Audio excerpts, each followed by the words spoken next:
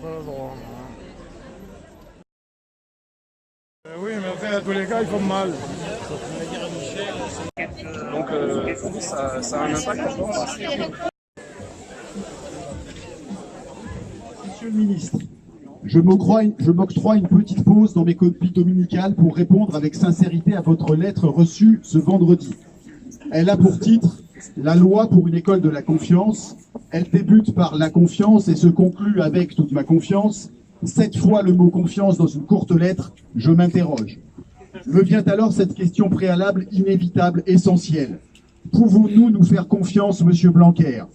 Aurais-je dû vous faire confiance lorsque vous aviez promis en arrivant au ministère de ne pas faire une nouvelle loi? Puis-je vous faire confiance lorsque vous proposez une réforme, donc une amélioration à moyens constants? Dois-je vous faire confiance lorsque vous prétendez réduire les inégalités sociales sans traiter un seul instant le problème fondamental de la mixité? Suis-je autorisé à vous faire confiance lorsque vous supprimez 2600 postes dans le secondaire quand 40 000 écoliers arrivent en 6e? Difficile de vous faire confiance alors que vous étiez celui qui gérait les 59 500 suppressions de postes sous l'ère Sarkozy. Comment vous faire confiance lorsqu'à la radio je vous entends dire, puis vous contredire? Puis-je vous faire confiance lorsque vous tentez de relever le niveau de tous en mathématiques en les rendant facultatives à partir de la classe de première? Peut-on faire confiance à un homme qui prône l'élévation du niveau général en réduisant drastiquement les enseignements généraux au lycée professionnel? Compliqué d'avoir confiance en un homme qui montre quelques signes autoritaires au point de centrer sur lui toutes les décisions éducatives d'un pays en supprimant les instances indépendantes. Très compliqué de faire confiance à celui qui impose des programmes rejetés massivement par le Conseil supérieur de l'éducation. Suis-je prêt à faire totalement confiance à celui qui empêche mes représentants syndicaux de me représenter? Et inversement, monsieur le ministre, je me questionne sur la confiance que vous me portez. Est-ce pour renforcer notre lien de confiance que vous gelez mon salaire? Me faites-vous suffisamment confiance en m'interdisant de critiquer publiquement vos choix? Me faites-vous confiance en interdisant tout attroupement à Autun lors de votre venue récente? Empli de cette confiance, pourquoi envoyer des lettres de menaces de sanctions, y compris pénales, à ceux qui ne partagent pas votre passion de l'évaluation? Confirmez-vous votre confiance en gazant des enseignants pacifistes devant le rectorat de Toulouse? Est-ce gage de confiance de réagir avec 10 jours de retard au suicide d'un enseignant? Dois-je croire que vous me faites confiance en qualifiant mes arguments de bobards ou d'intoxication? Mais très paradoxalement, ne me faites-vous pas un peu trop confiance parfois? N'avez-vous pas trop confiance en pensant qu'en dispensant 2 heures de cours supplémentaires, je ne serai pas à la peine? Ne me faites-vous pas trop confiance en pensant qu'avec des classes surchargées, je parviendrai à aider tous les élèves? Ne nourrissez-vous pas une confiance démesurée en pensant que je vais parvenir à réduire les inégalités sociales dans des classes bondées? Ne tombez-vous pas dans l'excès de confiance lorsque vous pensez que je vais pouvoir bien faire mon métier avec l'inclusion d'élèves handicapés sans AVS personnellement dédié? Pour finir, pensez-vous que je puisse avoir confiance en quelqu'un qui me demande tant de lui faire confiance? N'êtes-vous pas dans un excès démesuré de confiance en pensant qu'avec une simple lettre, vous gagnerez ma confiance? En toute sincérité, monsieur le ministre, n'est-ce pas trop tard pour se faire confiance? N'avez-vous pas déjà bien trop abusé de ma confiance? Comme vous le constatez, à tant le répéter, ce mot devient creux, vide, inaudible, et à tant le contredire dans les faits, il finit faux, hypocrite, mensonger. Notre confiance semble inversement proportionnelle. Plus vous me la confiez, plus vous la perdez. Ne m'en voulez pas, monsieur le ministre, la confiance ne se décrète pas.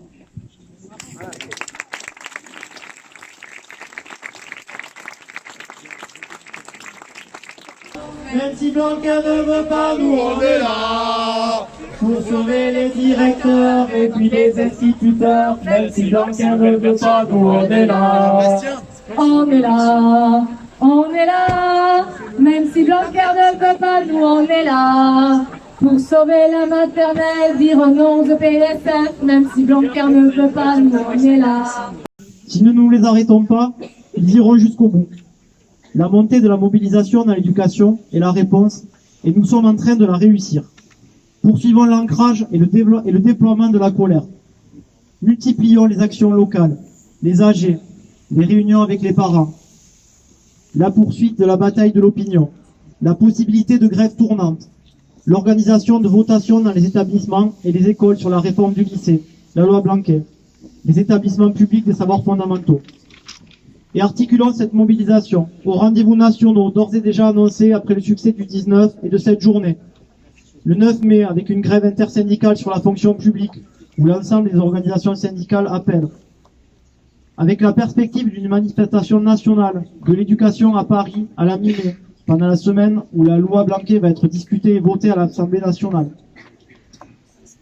Et un questionnement aussi sur la pression à mettre sur les examens, à commencer par le baccalauréat.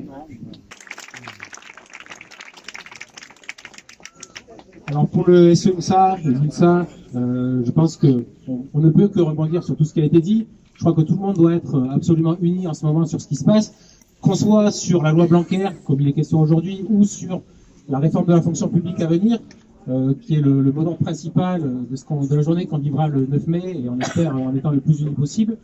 On parle beaucoup de confiance, c'est vrai, on a eu accès à ce courrier aussi. Je pense qu'il faut absolument qu'on arrive à convaincre les gens qu'on puisse garder ce lien de confiance. Alors évidemment, pas envers notre ministre, là c'est rompu, effectivement ça ne reviendra pas. Mais il faut absolument qu'on arrive à convaincre les parents d'avoir confiance dans les gens qui font l'éducation nationale. Et c'est pas forcément le ministre en ce moment, c'est plutôt les enseignants. Il faut absolument que les élus puissent prendre conscience aussi de ce qui se passe. Donc il faut absolument que tout le monde puisse continuer à communiquer là-dessus pour qu'on obtienne le retrait de cette loi. Concernant la fonction publique, évidemment, on en reparlera, mais tout a été dit dans le courrier, donc c'est difficile d'en rajouter là sans faire des redites, mais que ce soit le recours contractuel ou énormément de points qui ont été présentés, en tout cas qui sont annoncés dans cette réforme, on continue à aller vers la casse de notre éducation nationale, du système, du service public en général. On nous dit depuis plusieurs années qu'on gère la pénurie. Là, on n'est plus dans la gestion de la pénurie, on est en train complètement de casser le système. Donc, à l'image, on n'a pas beaucoup parlé, enfin, dans le courrier, il en était question de ce qui s'est passé dans le second degré, avec des élèves en plus et pas mal de postes en moins sur le département et partout en France, en essayant de trouver un cache-misère, en arrosant un petit peu de postes le premier degré, ce qui vaut la peine, les dédoublements de postes. Donc il y a énormément de points qu'on pourrait développer. Je pense que l'important, c'est de rester unis. Comme l'a dit Mathieu, on est tous réunis, on va se réunir en intersyndical en AG après. On espère qu'il y aura du monde pour discuter de tout ça. Discuter aussi des modes d'action qu'on a déjà commencé à essayer de réfléchir un petit peu autrement, pour permettre aux collègues qui sont déjà beaucoup mobilisés, éventuellement de ne pas perdre de journée de grève. Enfin voilà, il y a tout ça à discuter. Donc on espère que vous serez nombreux à l'AG tout à l'heure. Voilà, merci. Le 19 mars, une majorité de personnel de l'éducation nationale, partout en France, s'est emparée de l'appel à la grève interprofessionnelle des confédérations Force ouvrière et CGT, avec la FSU et Solidaire, pour exprimer son rejet profond du projet Blanquer de destruction de l'école publique, de l'école rurale et de proximité, et de remise en cause des statuts des personnels. Le 29 mars, face à l'ampleur de la mobilisation des enseignants pour le retrait de la loi Blanquer, face à la détermination des grévistes qui, en Assemblée générale, ont décidé la reconduction de la grève dans les départements comme la Haute-Garonne, Paris, le Maine-et-Loire, le Puy-de-Dôme, le ministre de l'Éducation nationale a adressé par mail à tous les enseignants un ultime plaidoyer pour son école de la confiance. Tout au long de la semaine, les médias étaient venus en renfort pour dénoncer un festival de boba circulant dans les réunions et les tracts syndicaux et réseaux sociaux. Peine perdue. Le samedi 30 mars, une centaine de milliers de manifestants se sont mobilisés dans toutes les villes de France, le plus souvent dans l'unité avec leur organisation syndicale. Plus de 2000 personnes étaient présentes à Toulouse, avec Force ouvrière, la FSU, la CGT Éducation et Sud Éducation. Dans une interview, le ministre Blanquer, sous la pression, fait un recul. Je suis prêt à amender mon projet de loi sur l'école. Mais ce ne sont pas des amendements qui sont revendiqués. C'est le retrait total de la loi Blanquer et avec elle l'abandon de la loi de transformation de la fonction publique. Les enseignants, les parents d'élèves alertés par leurs syndicats ont bien compris les enjeux de cette loi. Les mensonges du ministre ne les impressionnent pas.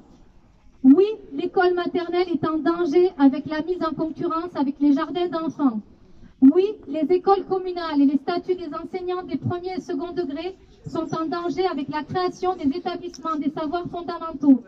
Oui, l'aide aux enfants en situation de handicap va diminuer avec la mise en place des PIAL.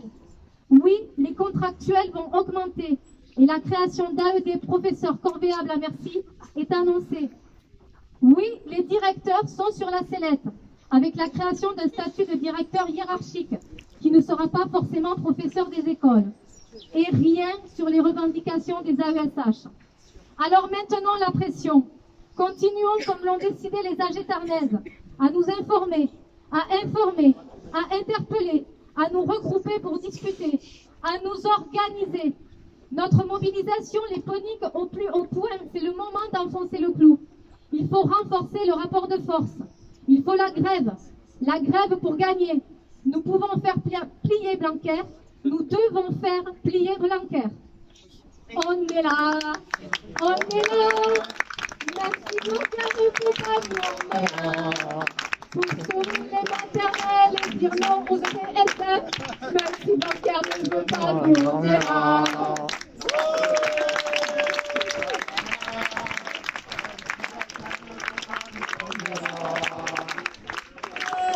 Si Blanquer ne veut pas nous, on est là. Quand l'école de notre campagne, c'est pour toi fermer le portail, même si Blanquer ne veut pas nous, on est là. On est où? On est là! Immodable, innégociable, retrait de la loi Blanquer. Immodable, inacceptable, retrait de la loi Blanquer.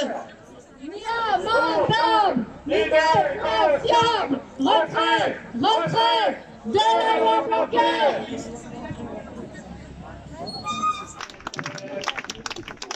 Bonjour. Alors, je suis là au nom de la CGT pour vous parler d'une réforme dont on parle peu et qui pourtant est dévastatrice. C'est celle de l'enseignement professionnel, qui est dans le bouquet de réformes et cette attaque massive sur tous les dispositifs d'enseignement dont nous disposons aujourd'hui.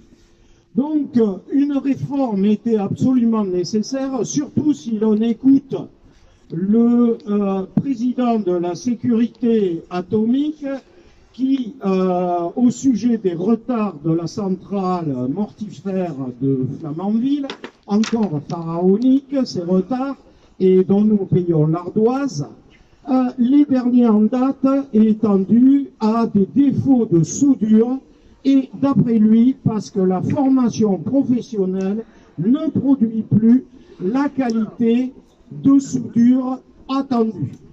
C'est-à-dire que, assez curieusement, on apprend que les 20 ans d'évaluation et de pédagogie par compétence, en bout de ligne, produisent de l'incompétence. Alors, effectivement, une réforme était nécessaire. Et là, ils ont fait très fort. Déjà, sous Sarkozy, alors que le bac professionnel se préparait en 4 ans, 2 années de BEP, 2 années de bac, pour des raisons purement économiques, on a supprimé une année. Cette année aussi était nécessaire parce qu'on a des élèves souvent particulièrement en difficulté sur le plan social ou intellectuel. Donc, de 4 ans, on est passé à 3 ans, et avec la réforme Blanquer, on passe à 2 ans. Je pense qu'il va falloir installer des hôtels à prière autour de la centrale de Flamanville, parce que à ce niveau-là, on se demande ce que va être la prochaine réforme dans 4 ans. Comment ça se passe? C'est assez simple. En seconde, maintenant, elle sera plus qu'une seconde de détermination où les élèves auront à choisir dans des familles de métiers. Alors, des familles, je dois dire, assez exotiques. Je vous donne un exemple. À Rascol, on a des mécaniques auto et des carrossiers. Quand je vois cette voiture qui est là, je vois bien la cohérence des deux. Or, pour des experts qui sont dans des bureaux, qui pratiquent une pédagogie hors sol, c'est pas si évident. Parce que mécanique auto, en fait, ça s'appelle MVA, maintenance des véhicules automobiles. Et comme il y a une autre formation qui s'appelle maintenance des équipements industriels, qui vont réparer des ascenseurs ou les lignes de production sur la VOA, eh bien, ils vont aller avec donc les mécaniques auto vont aller avec eux. Alors, oui, qu'est-ce qu'on fait de la carrosserie? Oh, ben, on le met avec les techniciens d'usinage, tourneurs, fraiseurs. Quoi. Vous voyez, la cohérence elle-même de l'objet technique vole en éclats. Ensuite, par rapport à cette réforme, évidemment, les horaires d'enseignement général sont diminués de façon drastique et les heures de cours également. C'est-à-dire qu'on perd une année de formation professionnelle, mais en formation générale, on y perd également, et ce qui limite les capacités de poursuite d'études, bien évidemment pour les élèves, et qui en BTS va amener une baisse de niveau, avec les licences pro qui sont derrière, comme déjà ça s'était passé avec la loi Sarko. Alors voilà, en gros, je vous ai brossé ce projet surréaliste, et dont il est assez étonnant que l'on n'entende pas davantage parler, parce que vous qui en viendrez, que cela nous concerne tous. Je veux dire, regardez autour de vous, ce paysage-là, il ne serait rien sans des gens qui travaillent dans l'enseignement professionnel. Et c'est vrai pour tout.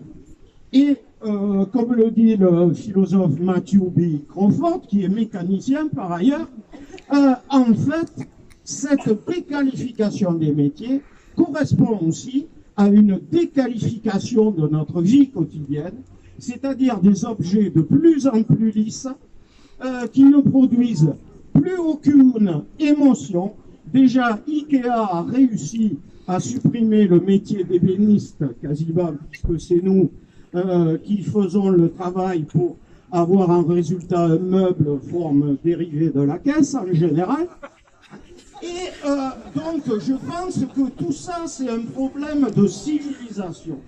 C'est finalement la civilisation des Lumières, synthèse de la culture générale, de la philosophie, des sciences, des techniques et des métiers. C'était cela l'encyclopédie.